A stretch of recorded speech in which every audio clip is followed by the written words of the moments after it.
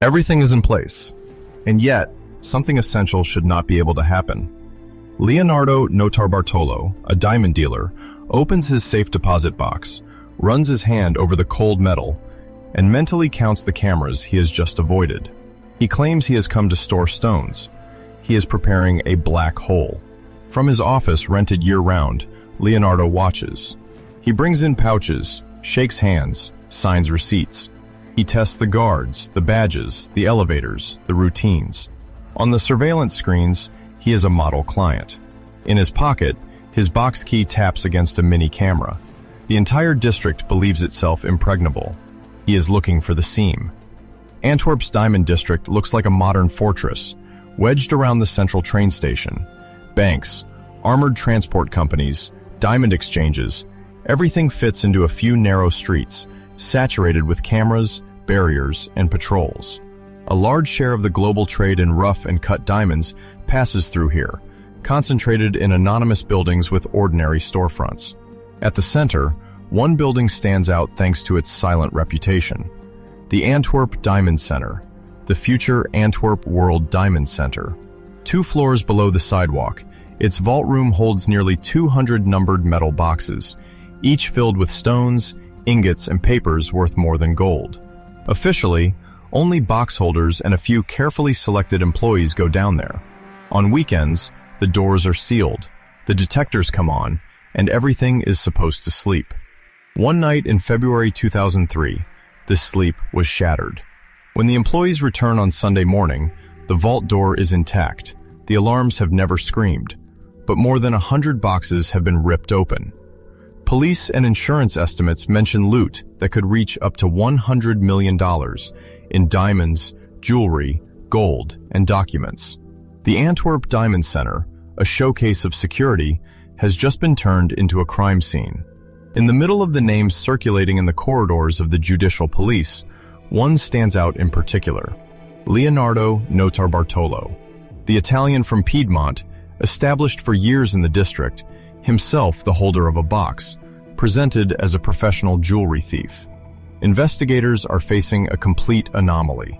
How could a vault managed by a bank, protected by a door weighing several tons, and by magnetic, thermal, infrared, and seismic sensors, cameras, and a time lock, have been opened without triggering a single alarm? Doubt clings to the walls. Hypothesis A, the reassuring one. Someone on the inside opened the door. A corrupted staff member, a guard who lent his badge, a vault manager who provided copies of keys or combinations. The room is managed by a banking institution. Access is codified. Procedures are repeated every day. A single human link is enough to turn a perfect system into a sieve. In this version, everything makes sense. Leonardo plays the role of outside contact, but the essential happens behind the counter.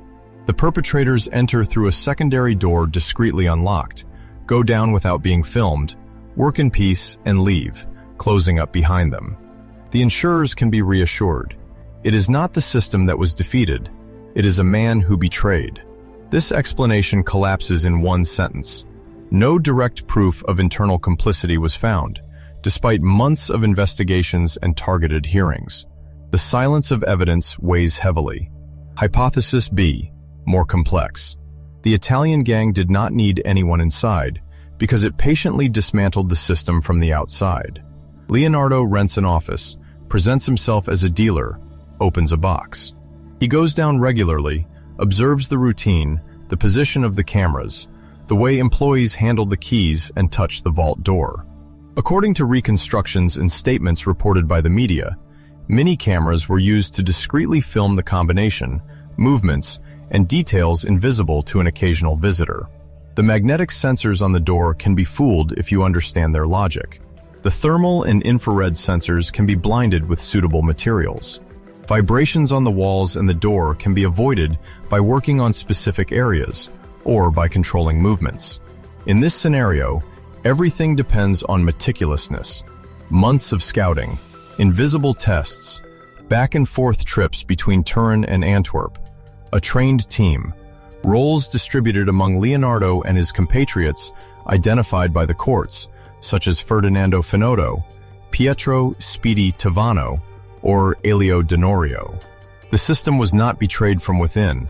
It was mapped from the outside, dismantled piece by piece, until it was discovered that the official description did not cover everything, that certain exact methods remained blurry, and that what was thought to be understood about the sensors, the time lock, the vault door itself, might be incomplete or misinterpreted. The twist reverses this assumption. The more the investigators reconstructed the plan, the more they understood that part of what they took for total mastery actually belonged to zones of shadow, where no one truly knows how the perpetrators crossed each barrier. One angle always remains out of frame. Disturbing hypothesis C. What if the real flaw was neither a bribed guard nor absolute genius, but the collective illusion of security throughout the entire Diamond District? Leonardo and his team seem to have surfed on this blind trust, using procedures, blind spots, and compromises that had been accepted for years. The final twist overturns the idea of a single mastermind. The mastermind of the heist could be an entire culture that believed its rituals were enough to protect it. Yet Leonardo runs into a wall, long before the night of the robbery. This wall is not made of concrete. It is not in the vault. It is in the district, in the way everything fits together. Every meter is monitored, but every meter also belongs to someone. Banks coexist with transport companies, diamond dealers with exchanges, trading floors with anonymous offices. To plan a heist, you have to move around without ever standing out, repeat actions without them seeming different, record images without them looking like a recording. Leonardo, an Italian dealer with seemingly clean papers, must become banal in an ultra-sensitive environment. He returns, again and again, with his worn leather briefcase. Over the months, the leather frays around the handle, where a miniature camera can be hidden. This little piece that scratches his palm at every flight of stairs becomes the physical detail of the pressure. If he puts the briefcase back down wrong, if his hand shakes, if the camera comes loose, the facade of respectability cracks. In this district, security is not just about detectors. It is also political, economic, almost diplomatic. Police officers patrol, but they know certain faces, certain license plates, certain armored couriers. A stranger is not searched the same way as a regular who pays his rent on time, who shakes hands with the right intermediaries. Leonardo must slip into this fabric without ever pulling a thread. Renting an office is not enough. He has to exist in the records, in the elevators, in hallway conversations. When he goes down to the vault, he doesn't just look at the sensors on the vault door. He listens to the dull sound of his footsteps, to how long it takes the guard to follow him, to the way the key turns before the time lock releases the handle. He counts the seconds of silence. The deeper reason for the blockage lies here. Everything he can learn by observing remains fragmentary. The exact layout of the sensors, their sensitivities, their blind spots are not written on the walls. The bank does not publish its schematics. Security companies do not spell out their settings. The system was designed to remain opaque, even for those who use it every day. Leonardo ends up with puzzle pieces and no complete picture. Each scouting trip gives him images, routines, perceived microflaws, but not the certainty of what will happen once everything is in place. For a whole night, door closed, district deserted. Time passes. This uncertainty translates physically. On each trip between Turin and Antwerp, he must transport equipment, sketches, notes. Judicial sources mention preparations spread over months, perhaps more than a year. At every border crossing, his heart pounds against his shirt like another sensor. He knows that the slightest mistake destroys everything. The Diamond District is an ecosystem. If an alarm goes off one evening, even for a minor reason, procedures are changed, technicians come, the parameters are adjusted. His entire mental map becomes obsolete. To avoid being noticed, he has to accept that he will never be able to verify everything. What he lacks is a dress rehearsal. He will not get one. On the night of the robbery, this invisible wall becomes a matter of seconds. According to reports, the central alarm does not go off. The vault door shows almost no visible damage. Magnetic, thermal, infrared, seismic sensors. This dense network of protections remains silent. The safe deposit boxes broken open inside, on the other hand, reveal controlled violence, drilling, prying, twisted metal. Experts calculate the time needed to open more than 100 boxes and compare it to the duration of the night. The numbers barely hold.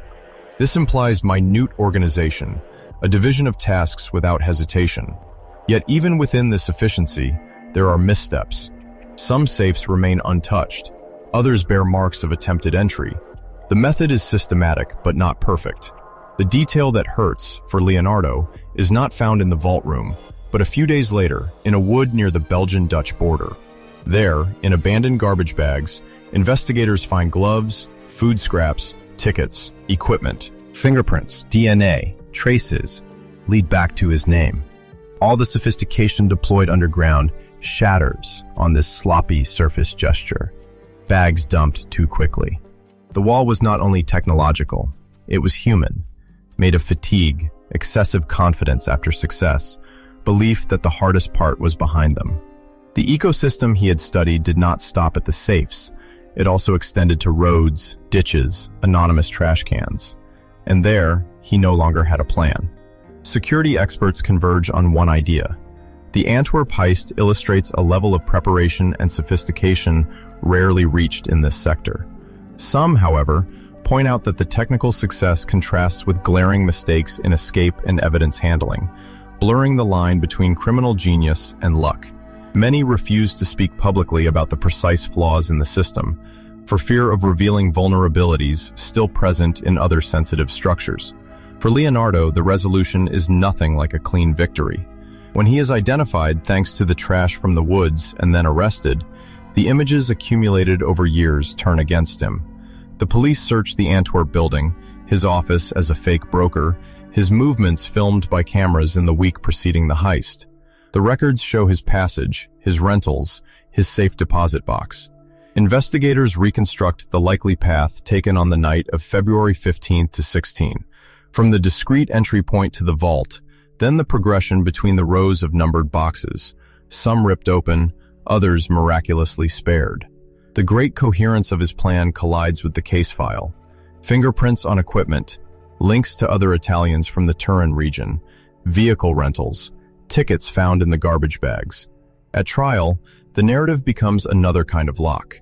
The Belgian authorities present a heist valued at between $80 and $100 million, a vault strategic for international diamond dealers, systems described as among the most sophisticated in the sector.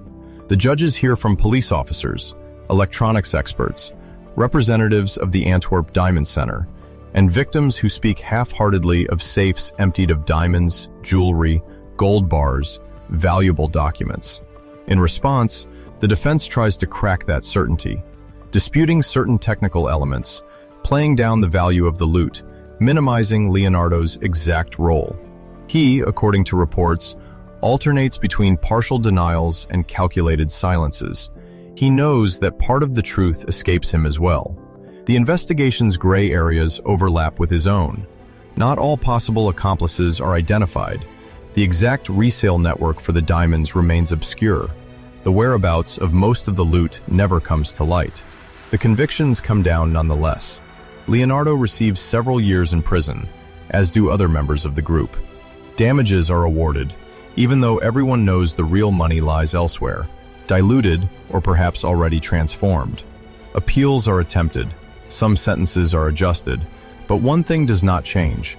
For the Belgian police and many international media outlets, the heist remains one of the largest diamond robberies ever committed. The Antwerp World Diamond Center, restructured, strengthens its procedures, adds layers of surveillance, adjusts its standards. Insurance companies revise their contracts, raise premiums, impose stricter conditions on diamond dealers. After his release, Leonardo grants interviews to reputable media. He describes lengthy preparation, a sophisticated plan, techniques he presents as a living manual of robbery. Some points match the investigation's conclusions. Others introduce elements the justice system has never validated. A mastermind from within the diamond world, scores settled in the shadows, arrangements that no one has ever brought on record before a court. The authorities, for their part, respond with cautious press releases, insist on strengthened security measures, dispute or ignore some of his claims. That is where the illusion breaks for him. He thought he had proven something, that a small, well-prepared group could bend one of the most protected hubs in the global diamond trade. He believed himself to be the master of a narrative where cunning triumphs over concrete, where brains dominate weapons. But in the files, in the press conferences, in the case studies later used in security schools, his name dissolves. The Italian gang becomes just another example in the specialized literature on the vulnerability of financial infrastructures. The system no longer talks about him. It talks about protocols, standards, procedures. The heist of the century turns into a sales pitch to sell more security. What he discovers instead is darker and more limited. He did not break the diamond world. He served as a full-scale test.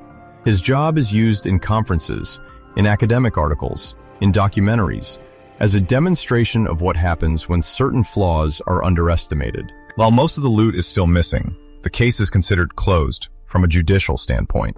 He grows old, sometimes gives an interview, mostly keeps quiet. Antwerp remains a global benchmark. The vaults close again, heavier, better wired, more opaque. The question that hangs in the air is brutal. If he was, in the end, nothing more than an unwitting tool to make the fortress even more impregnable, who really won that night? In a narrow room, Leonardo runs his hand along the frayed lining of his old satchel.